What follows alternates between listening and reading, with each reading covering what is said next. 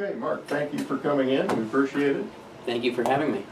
The three questions that we're going to ask you, and we'll start out with this one.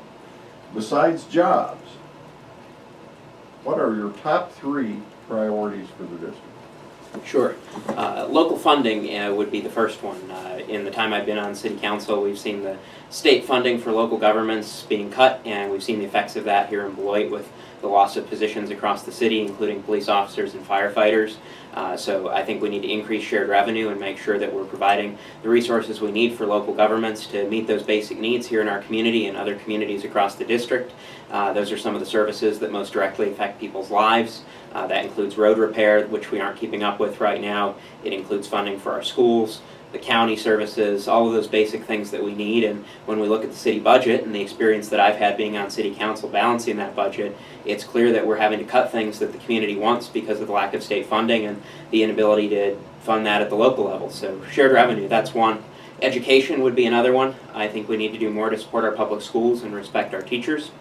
And that includes looking at the school funding formula. I support the Fair Funding for Our Future plan, which would adjust that formula both to increase overall funding from the state for schools and make sure that we're not pushing more of that burden onto local property taxes, but also it would benefit schools with high poverty districts like we have here in Beloit, and also rural schools that are having a hard time staying open. And that's important for those communities to make sure that we're not busing people too far to go to school. And I want to make sure we're respecting our teachers and giving them the resources they need in the classroom, giving them the right to bargain and have a voice in the decisions that affect them. So that would be the third piece. And then I would say healthcare. Again, we need to make sure that people are being covered, and I think we've made a couple of mistakes in how we've handled that issue that I'd like to change. First of all, we ought to be implementing our own state health insurance exchange. I think we can do a better job than the federal government of tailoring something that's a good fit for Wisconsin. And there's also some uncertainty right now about whether the subsidies that are available through Obamacare are going to be available to people on the federal exchange. We know they're available on the state exchange, but we don't have one. So I'd like to see that built. And then I'd like to see making sure that we take the money that the federal government made available to expand eligibility for Badger Care. We've been kicking people off Badger Care who used to be eligible when we have the opportunity to take that money and keep them on Badger Care. The result of that is that about a third of them have found insurance on the exchanges, but about 2/3 have gone uninsured, and we're going to see the cost of that when they start showing up in our hospitals without health care coverage. So that would be the third piece.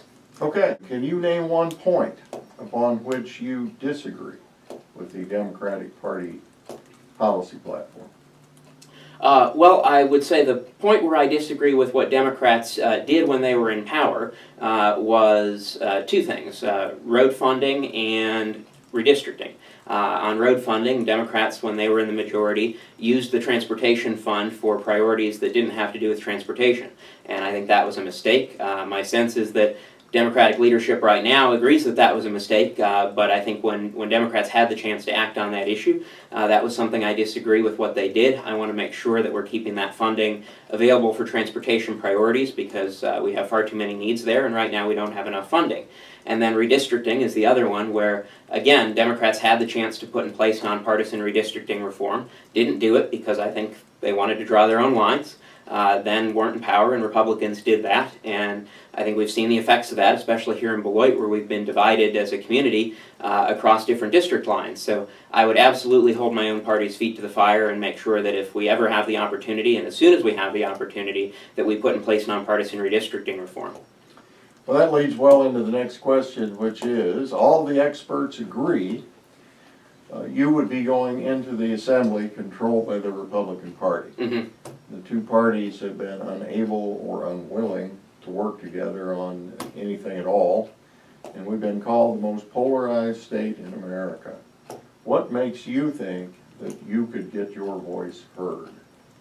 I've had the ability to get my voice heard on the Beloit City Council, and that has included working with council members that I have often disagreed with or voted differently from, and we've been able to not let that get personal and to get along and work together on other issues where we agree. So I think that experience in a less partisan, less polarized environment will help me to have those instincts to reach out and try to collaborate.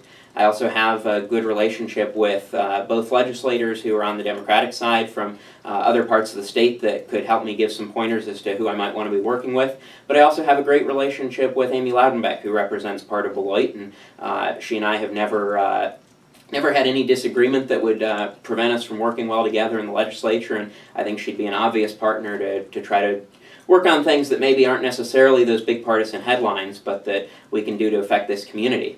So really, my approach would be to find the people that are there to get something done, regardless of what side of the aisle they're on, figure out what are the issues that matter most to them, and see if we can identify some things that aren't necessarily the headline-grabbing issues where they're going to get a lot of pressure from leadership that says, oh no, he's a Democrat, you can't work with him. But what are those other issues that still affect people's lives? And let's start there. If we tackle some of the big stuff, yeah, we're going to get caught up in polarization. But I think there are still a lot of good things we can do for this state and for this district that we can work together on, even if we don't read about it on the front page of the paper.